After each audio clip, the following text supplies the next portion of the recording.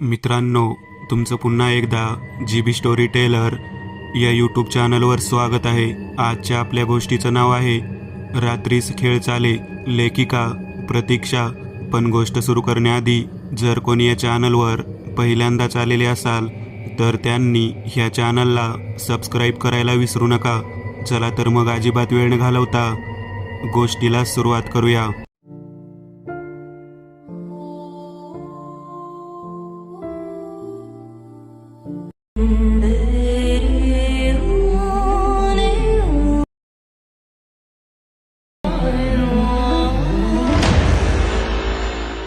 माझ्या मामाला आलेला हा भूताचा सत्य अनुभव आहे.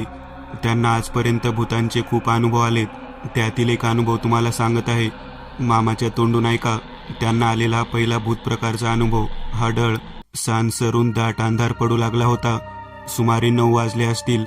जेवण करण्यासाठी मी गाडी ढाब्यावर थांबवली. गाडीमध्ये बैलजोडी होती जी एका ठिकाणी पोहोचवायचं भाडं मला मिळालं होतं. सोबत नेहमी कोणी ना कोणी असायचं, पण त्या दिवशी कोणीच नव्हतं. मी एकटाच होतो. लांबचं भाडं होतं, त्यामुळे तिथे पोहोचेपर्यंत 12 ते 1 वाजणार होते. म्हणून मी ढाब्यावर जेवायला थांबलो. ढाब्यावर जास्त गर्दी नव्हती. जेवण करून मी थोडा वेळ तिथेच आराम केला. अर्धा पाऊण तास माझा तिथेच गेला. नंतर मी गाडी घेऊन निघालो. गाडीत रेडिओवरची गाणी ऐकत ऐकत माझा प्रवास चालूच होता. पण आज वातावरण जरा वेगळंच वाटत होतं. 11:30 वाजले होते. खूप अंधार पडला होता, कारण आजूबाजूला लाईटचे खांब नव्हते. आडमार्गी गाव असल्याने मी सावकाश गाडी चालवत होतो. त्यात तो रातकिड्यांचा आवाजही येत होता. त्यातच माझा रेडिओ बंद पडला. मग तर खूपच शांतता वाटू लागली. रेडिओ चालू करण्याचा प्रयत्न केला, पण रेडिओ परत चालू झाला नाही. रातकिड्यांचा आवाज, ती भयानक शांतता आणि माझा प्रवास चालूच होता. मागे गाडीत बैलांच्या गळ्यात बांधलेल्या घंटीचा आवाज मधून मधून येत होता. मी गाणी गुणगुणत गाडी चालवत होतो. तेवढ्यात अचानक गाडी समोर कोणीतरी आल्यासारखं भासलं आणि अचानक गाडीचा ब्रेक मारला व गाडी थांबवली. गाडीच्या खाली उतरून पाहिलं तर आजूबाजूला कोणी नव्हतं. मला वाटलं कुत्रा असेल, म्हणून मी दुर्लक्ष केलं व गाडीमध्ये बसायला निघालो. तोच मागून आवाज आला, "ओ दादा, माळावर चाललाय का? मला तिथवर सोडाल का?" ती म्हणाली. ती एक तरुण स्त्री होती. तिने हिरवी साडी घातली होती. हातात बांगड्या होत्या. कपाळावर कुंकू होते. तिचा चेहराही खूप मनमोहक होता. ती एक सुंदर स्त्री होती. सुमारे 12:15 वाजले होते. मी म्हणालो, "ताई, एवढ्या उशिरा तुम्ही काय करता इथे?" "रात्री नवऱ्यासोबत भांडण झालं म्हणून रुसून माहेरी चालले होते, पण खूप अंधार पडलाय. मला भीती वाटती. मला तेवढं परत माळावर सोडता का?" मी एकटाच होतो आणि बाई माणूस असल्यामुळे मला तिला गाडीत बसवणं जरा अवघड वाटत होतं. तिचा रडका चेहरा बघून मी तिला हो म्हणालो. ती आत येऊन गाडीत बसली. प्रवास चालू झाला. माळ यायला अजून बराच वेळ होता. ती काहीच बोलत नव्हती आणि मी पण गप्पच होतो. तेवढ्यात तिने मला विचारले, "कुठं चाललात?" "माळावर." मी म्हणालो, "रावताच्या घरी बैलाचं भाडं आहे त्याचं." "हाय की माळावर रावताचं घर." एवढं बोलून परत शांतता झाली. थोड्या वेळाने मी अचानक, म्हणजे सहज पाहायला गेलो तर ती इतकी भयानक आणि बेसूर होती की तिला बघताच माझ्या पायाखालची जमीन सरकली. तिचे ते आधीचे रूप गायब झाले होते. तिच्या अंगावर आता पांढरी साडी होती, तीही मळलेली आणि फाटलेली. तिचा चेहरा बराच जळालेला होता. चेहऱ्यावर सुरकुत्या होत्या. डोळे लाल होते. त्यात तिचे बुबळ पांढरे दिसत होते. तिचा चेहरा खूप निस्तेज होता. तिचे हातही जळालेले होते. मी पायाकडे नजर केली तर पायही उलटे दिसत होते. मी खूपच घाबरून गेलो. शरीर थरथरत होते. घाम सुटला होता. काळी जोरजोरात धडकत होते. काय करू काही सुचत नव्हते. मी हाडळ हा प्रकार ऐकून होतो.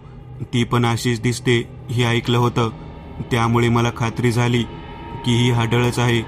काय पीडा मागं लागली काहीच कळत नव्हते.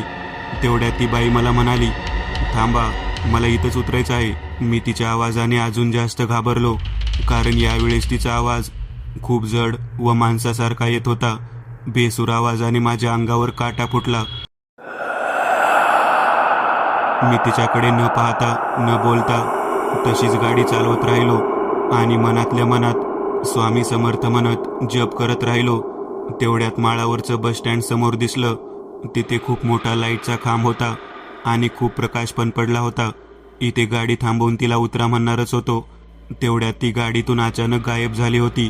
मी अजून घाबरलो. मनातली भीती काही केल्या कमी होत नव्हती. मी वेळ न घालवता सरळ राऊतांच्या घरी गेलो. मला घर माहिती होतं, म्हणून गाडी थेट त्यांच्या दारात थांबवली. आवाज देऊन त्यांना उठवलं. त्यांनी मला पाणी दिलं व म्हणाले, काय पाहुणं, लय उशीर केला. झाला उशीर. दोघांनी बैल गाडीच्या खाली उतरवले. राऊत म्हणाले, जेवण करता का? जेवण आलो ढाब्यावर. काय झालं, लय घाम आलाय तुम्हाला? नाही हो, ती गाडी चालवून. आणि उकाडा किती आहे? मी म्हणालो, इथंच झोपा, सकाळी जावं लवकर. मी आधीच घाबरलो होतो. मी म्हणालो, मला पण तसंच वाटतंय, इथंच झोपतो, पहाटे निघतो लवकर. मी त्या दिवशी तिथे झोपलो. माझ्या अंगात ताप भरला होता. खूप थंडी वाजत होती. तसंच तिथे झोपी गेलो. पहाटे 5:30 वाजता राऊतांना भेटून मी माझ्या गावी निघालो. मला खूप ताप आणि थंडी वाजत होती, तरी मी तशीच गाडी चालवत घरी पोहोचलो. घरी गेल्यावर आई म्हणाली, काय झालं र? मी घडलेला सगळा प्रकार सांगितला. आईने मीठ आणि मिरच्या उतरवून टाकल्या आणि म्हणाली, पिढा टळली र देवा. आणि मी सुटकेचा श्वास घेत पांघरून घेऊन झोपलो. रात्रीनंतर माझा ताप कमी झाला होता व थंडी पण कमी झाली होती. मी बरा झालो होतो, पण ती घडलेली गोष्ट डोक्यातून जात नव्हती. हा माझ्या आयुष्यातील पहिलाच भूताचा अनुभव होता. इथून पुढे मला असे भरपूर अनुभव आले. असं समजा सारी भूतं माझ्याच मागे लागली होती. दुसरा अनुभव, भूताची टेकडी. माझ्या मामाच्या गावातील ही सत्यकथा आहे. बार्शी तालुक्यात माझ्या आईचे गाव आहे.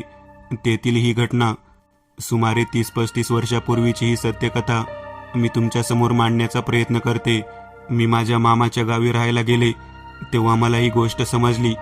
तिथे 30 वर्षापूर्वी भूताची पालखी निघायची अशी चर्चा चालू होती. म्हणून मग मी भूताची पालखी म्हणजे नेमकं काय हे जाणून घेतलं.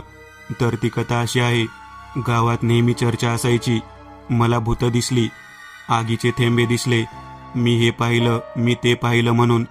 तात्या आणि त्यांचा मित्र दोघांनी ठरवलं की हा नेमका काय प्रकार आहे हा बघायचा. तात्या म्हणजे माझ्या आईचे पणजोबा. तात्या आणि त्यांचा मित्र रात्रीचं मस्त जेवण करून शेतात झोपायला गेले. त्या दिवशी अमावस्येची रात्र होती. अमावस्या आणि पौर्णिमेलाही भूतांची पालखी निघायची, म्हणून ते अमावस्येच्या रात्री शेतात झोपायला गेले. मस्त गप्पा मारत मारत दोघे पाऊलवाट चालत होते. गाव आणि शेत ह्या सुमारे 4 ते 5 किलोमीटरचं अंतर आहे. रात्रीचे 11 वाजले होते. दोघं शेतात पोहोचली आणि मस्त बाज टाकून त्या बाजेवर पडली. थंडगार वारा चालू होता. त्यात मधून मधून रातकिड्यांचा आवाज आणि भयान काळोख होता. कसली भूतानबित्र, काय बी म्हणतात ती लोक. काय दिसलं का? आपल्या लोक बोबाटा करून घाबरून सोडायचं. तात्या त्याच्या मित्राला म्हणत होते, झोपले का? काय नाही तर. म्हणून दोघे जण मस्त बाजेवर झोपी गेले. रात्रीचा 1 वाजत आला होता. तेवढ्या तात्याच्या मित्राला जाग आली. समोर पाहिलं तर काय, लांबच्या लांब आगीचे ठेंबे त्यांना दिसत होते. त्यांनी लगेच तात्याला जाग केलं. उठ, उठ, काय तर राहिलं का इथं, उठ पटशीर. म्हणून तात्या पण दचकून उठले. त्यांनी पण समोर पाहिलं तर आगीचे मोठे मोठे ठेंबे त्यांना दिसत होते. दोघांनी एकमेकांकडे पाहिलं. दोघे पण थोडेफार घाबरले होते. तात्या म्हणाले, अरे चोर असतील, चल बघू. म्हणून दोघंही बांधाच्या कडेला असणाऱ्या झाडीत लपून बसले व तिथून ते पाहू लागले. ती आगीचे ठेंबे खालून वर येत होते. म्हणजे आपण झोपलो तेव्हाची माणसं खाली गेली असणार, आता परत वर चालली होती. ते आगीचे ठेंबे त्यांच्या जवळ येत होते. ते जवळ आल्यावर पाहिलं की ही कोणी चोर किंवा माणसं नसून भूतं होती. दोघं पण खूप घाबरले होते. दोघांना घाम सुटला होता. एकमेकांना बघत म्हणत होते, आवाज करू नको, जागेवरून हलू नकोस, शांत उभा राहू. त्यांनी पाहिलं की 25 ते 30 भूतांचा घोळका होता. बऱ्याच जणांच्या हातात आगीचे ठेंबे, तर काही जणांच्या हातात पराती, तर काही जणांच्या हातात कसली तरी वाजवायची वाद्य होती. काही भूतं नाचत होती. त्यात काही हाडळी होत्या. केस मोकळे सोडून त्या समोर नाचत होत्या. त्या दोघांना हा प्रकार खूप विचित्र वाटला व दोघे पण घामाघूम झाले. तेवढ्यात त्यांना एका भूताने पाहिलं आणि सोबत चला म्हणून इशारा केला. ते दोघे खूप घाबरले. काय करावं काही सुचत नव्हतं. तात्या जरा धट होते.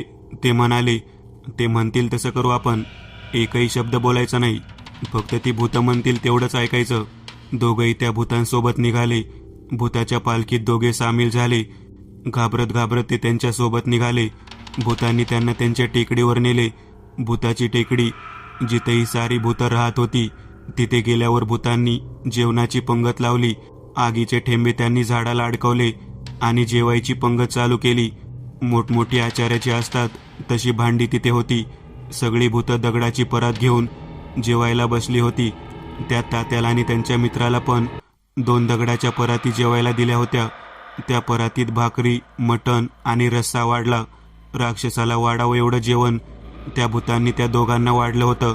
नाही म्हणता येत नव्हतं, कारण बोलायचं नाही असा पण केला होता. हे दोघे खात होते. भूत अजून त्यांना मटण आणि रस्सा वाढत होते. काय करावं सुचत नव्हतं, म्हणून तात्यांनी युक्ती लावली. त्या दगडाच्या परातीला खालून भोग पाडले. परातीखाली खड्डा केला. त्यांच्या मित्रांनी पण तसंच केलं. त्या भूतांनी वाढलेलं जेवण आता त्या परातीतून खाली खड्ड्यात जात होते. त्यांचा हा कार्यक्रम चालूच होता. पहाट होत आली. सूर्य उगवताच सारी भूतं अचानक गायब झाली. तिथं असलेली भांडी, ते आगीचे ठेंबे, सगळं अचानक गायब झालं होतं. त्या भूतांचा एकही नामोनिशान तिथे नव्हता. सगळं ओसाड आणि कोरडं कोरडं पडलं होतं. दोघांनीही सुटकेचा श्वास घेतला आणि त्या भूताच्या टेकडीवरून ते शेतात आले. दुसऱ्या दिवशी त्यांनी गावातील लोकांना ही घटना सांगितली. लोक अजून जास्त घाबरली. तात्या आणि त्यांचा मित्र त्या भूताच्या तावडीतून सुटून आले. हे जास्त नवल होतं. त्या दोघांना आलेला हा अनुभव खूप विचित्र आणि भयानक होता. नंतर कधीच तात्या आणि त्यांचा मित्र शेतात अमावस्याच्या रात्री झोपायला गेले नाहीत. आजही ती भूताची टेकडी आहे, पण आता भूतं नाही तिथे. कालांतराने सगळ्या गोष्टी नाहीशा झाल्या, पण आजही गावात त्या टेकडीसाठी तेथील लोक शेतात नारळ फोडतात आणि लहान मुले रडायला लागली की म्हणतात, तुला त्या भूताच्या टेकडीवर सोडून येतो. उतारा. ही गोष्ट 1974 मधील आहे. सत्य घटनेवर आधारित. 4 जणांचं छोटं कुटुंब. मनोहर काका, त्यांची पत्नी आणि 2 मुली असा त्यांचा लहान परिवार होता. खूप सुख आणि आरामात आयुष्य चालू होतं. गावी छान घर होतं, शेती होती, पण त्यांनी पोटापाण्यासाठी गाव सोडले आणि शहरात स्थायिक झाले. लाकडाची खूप मोठी वखार होती, तिथे ते कामाला लागले होते. सकाळी 9 वाजता ते घरी सोडायचे आणि सायंकाळी दिवे लागायला 7च्या सुमारास ते घरी यायचे. रोजचंही त्यांचं रुटीन चालू होतं. असंच एके दिवशी कामावरून ते घरी निघाले. त्यांना मध्येच एक बाईने लिफ्ट हवी म्हणून हात केला. काकांनी गाडी थांबवली. तिने हिरव्या रंगाची साडी घातली होती. कपाळावर भले मोठे कुंकू होते, गळ्यात दागिने होते. ती म्हणाली, दादा माझी गाडी गेली हो, मला थोडं पुढे नेऊन सोडता का? काका हो म्हणाले आणि ती गाडीवर मागे बसली. तेव्हा काकांची एमटी गाडी होती. ती एक सुंदर तरुणी होती, त्यामुळे काका जरा चोपूनच बसले होते. तुम्ही कुठे राहता, काय करता म्हणून तिने विचारपूस केली. काकाही तिच्याशी गप्पा मारू लागले. अंधार पडू लागला होता. काकांनी तिला विचारलं, तुम्हाला कुठे उतरायचं आहे? तर ती म्हणाली, अजून थोडं लांब आहे, तिथे मी सांगते तेव्हा. काका बरं म्हणाले. काकांना सिगारेटची सवय होती. सिगारेट घेण्यासाठी काकांनी गाडी थांबवली. तेव्हा ती म्हणाली, मला इथे नाही थांबायचं, थोडं पुढे आहे. काका म्हणाले, हो मी आलोच, मला सिगरेट घ्यायची आहे. काका सिगरेट घेऊन परत आले. लायटरने सिगरेट पेटवायचा प्रयत्न करत होते, पण लायटर चालूच होत नव्हते. कदाचित खराब झाला असेल म्हणून काकाने सिगरेट वरच्या खिशात ठेवली व तिला बसा म्हणून सांगितले आणि काकाने गाडी चालवायला घेतली. तुम्ही सिगरेट रोज ओढता का?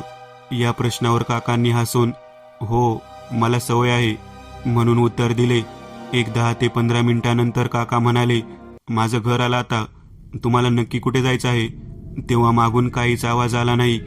काकांनी मागे पाहिले तेव्हा ती तरुणी गायब झाली होती. काका विचारात पडले, ती अचानक कुठे गेली असेल म्हणून. याच विचारात ते गाडीच्या डिक्कीमधील डबा काढण्यासाठी गेले. डिक्कीत पाहतात तर त्यांच्या पायाखालची जमीनच सरकली. डिक्कीमध्ये डब्बा रक्ताने भरलेला होता. त्या डब्याशेजारी गोरीपान तरुणीच्या मांडीचा भाग कापलेला होता आणि त्यातून रक्त येत होतं. तसेच लांबलचक काळेभोर केसही होते. काका हे सर्व बघून किंचाळले. त्यांच्या तोंडून शब्द बाहेर निघत नव्हते. त्यांच्या आवाजाने त्यांची पत्नी बाहेर आली. काय झालं म्हणून विचारलं तर त्यांनी डिकीकडे बोट दाखवले. त्यांची पत्नीही घाबरून मागे सरकली. हा काय प्रकार आहे हे असं ती घाबरत घाबरत काकांना विचारत होती. 9:15 वाजत आले होते. त्यांनी अलगद डब्बा काढला व डिकी तशीच बंद करून ते घरात गेले. या प्रकाराने त्यांना खूप घाम सुटला होता. त्यांच्या घशातून पाणी सुद्धा खाली उतरत नव्हते. बाबा काय झालं म्हणून मुली विचारत होत्या. काही नाही, जाऊन झोपा तुम्ही, असे काकांनी त्यांना सांगितले. काका त्यांच्या पत्नीला म्हणाले, आता काय करायचं? काकांनी त्यांच्यासोबत घडलेला सर्व प्रकार पत्नीला सांगितला. तेव्हा हा भुताटकीचा प्रकार आहे हे त्यांच्या लक्षात आले. काही वेळानंतर दोघेही गाडीकडे गेले व परत डिक्की उघडून पाहिलं. तेव्हा मात्र त्या डिक्कीमध्ये ना केस होते ना मांडी. एकही रक्ताचा थेंब त्या डिक्कीला लागला नव्हता. हे पाहून त्यांच्या डोक्यात अजून एकदा भीतीचं वादळ निर्माण झालं. हे नेमकं काय होतं त्यांना कळत नव्हते. काकांना खूप जास्त थंडी वाजायला लागली. कडक ताप भरला होता. त्यांच्या पत्नीने त्यांना घरात नेले व झोपवले. रात्र तशीच गेली. दुसऱ्या दिवशी काकांच्या स्वप्नात तीच तरुणी आली, पण तिचा चेहरा खूप भयानक आणि बेसूर होता. काकांच्या जवळजवळ ती येत होती. काका तिला पाहून जोरात ओरडले. त्यांच्या पत्नीने काय झालं विचारलं तेव्हा काका म्हणाले, मला ती तरुणी सारखी दिसत आहे. ती माझ्यासमोर चालत येत आहे. ती खूप भयानक दिसते आणि मला भीती वाटते. त्यांची पत्नी तिसऱ्या दिवशीच काकांना त्यांच्या ओळखीच्या देवऋषीकडे घेऊन गेल्या. त्या देवऋषीने सांगितले की भूतबाधा झाली आहे, उतारा करून टाका, निघून जाईल. त्यांनी सांगितल्याप्रमाणे काकीने नवीन साडी, बांगड्या, अत्तर, मेहंदी, काजळ, गजरे हे सर्व घेऊन उतारा टाकला. ती तरुणी होती जिचं लग्न होण्या अगोदर ती मरण पावली होती आणि तिची इच्छा होती की नवरीसारखं नटावं. काकीने उतारा केला आणि तिच्या नावाने तो टाकला. तसेच काही वेळानंतर काकांचा ताप उतरला. त्यांना बरे वाटू लागले. काही दिवस आराम करून ते पुन्हा कामाला जायला लागले. पण ते डायरेक्ट आता घरी येत आणि त्या घटनेनंतर कधीच कोणाला लिफ्ट देत नसत. वहा जाना मना आहे ही सत्यकथा आहे. 4 दिवसांपूर्वी आमच्या शेजारच्या गावात घडलेली आहे. फक्त नाव बदलण्यात आले आहे. रात्रीचे 11 वाजून गेले होते. बराच काळोख पडला होता. आकाश छान रेडिओवर गाणी ऐकत प्रवास करत होता. त्याची स्वतःची कार होती. पुणे ते सोलापूर असा त्याचा प्रवास होता. सोलापूरमध्ये आडमार्गी त्याचे गाव होते. तो खूप दिवसानंतर घरी जात होता. पण पुढे त्याच्या आयुष्यात असा काही प्रकार घडेल असं ध्यानी मनीही नव्हतं. अमावास्येची रात्र होती. त्याचे मित्र त्याला सकाळी पहाटे जा म्हणून सांगत होते, पण आकाशने ऐकले नाही. तो रात्री 7 वाजता निघाला आणि आता 12 वाजत आले होते.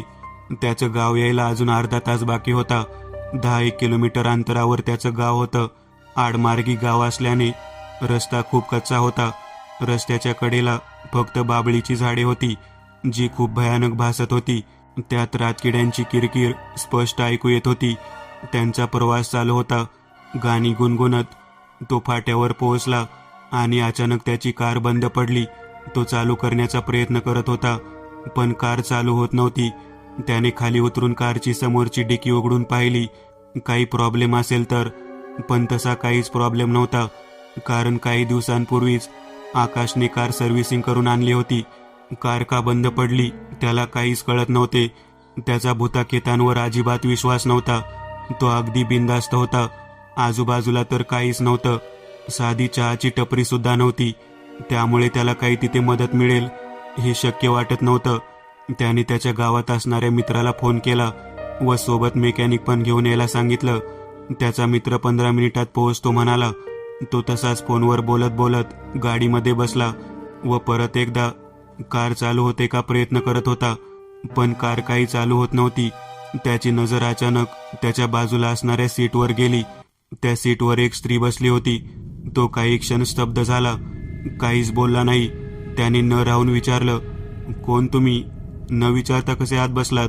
त्या स्त्रीने आकाशकडे पाहिलं तर आकाशची बोबडीच वळली. ती स्त्री खूप विचित्र भयानक होती. तिचे केस लांबलचक होते, नखे वाढलेली होती, पांढरे शुभ्र बुबुळ स्पष्ट दिसत होते.